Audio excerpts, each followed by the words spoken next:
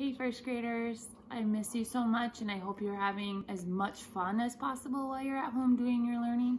I just wanted to chime in and do a story with your first grade teachers as well and read to you one of my personal favorites, Giraffes Can't Dance.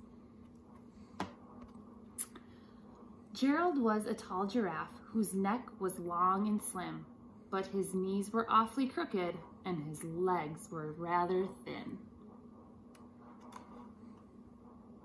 He was very good at standing still and munching shoots off trees, but when he tried to run around, he buckled at the knees.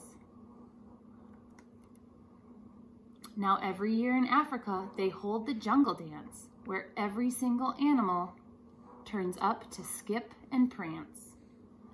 And this year, when the day arrived, poor Gerald felt so sad, because when it came to dancing, he was really very bad. The warthogs started waltzing, and the rhinos rock and rolled. The lions danced a tango that was elegant and bold. The chimps all did a cha-cha with a very Latin feel, and 8 baboons then teamed up for a splendid Scottish reel. Gerald swallowed bravely as he walked toward the floor, but the lions saw him coming, and they soon began to roar. "Hey, look at clumsy Gerald," the animals all sneered. "Giraffes can't dance, you silly fool." "Oh, Gerald, you're so weird." Gerald simply froze up. He was rooted to the spot. "They're right," he thought. "I'm useless. Oh, I feel like such a clot." So he crept off from the dance floor and he started walking home. He'd never felt so sad before, so sad and so alone. Then he found a little clearing and he looked up at the sky. "The moon can be so beautiful," he whispered with a sigh. "Excuse me," coughed a cricket who'd seen Gerald earlier on, "but sometimes when you're different, you just need a different song." Listen to the swaying grass and listen to the trees. To me, the sweetest music is those branches in the breeze. So imagine that the lovely moon is playing just for you.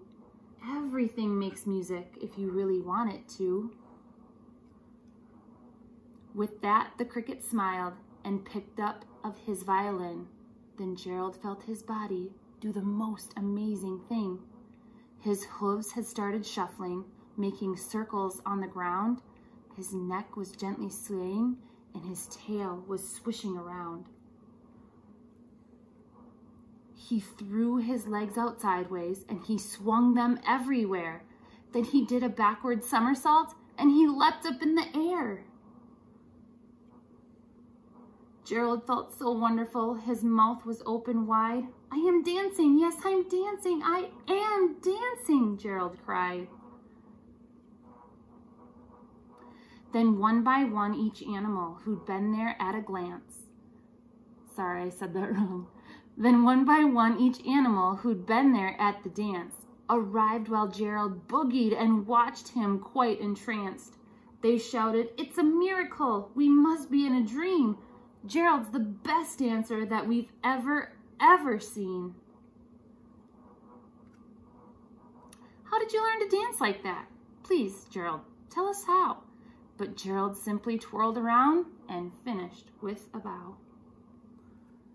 Then he raised his head and looked up at the moon and stars above. "We all can dance," he said, "when we find music that we love."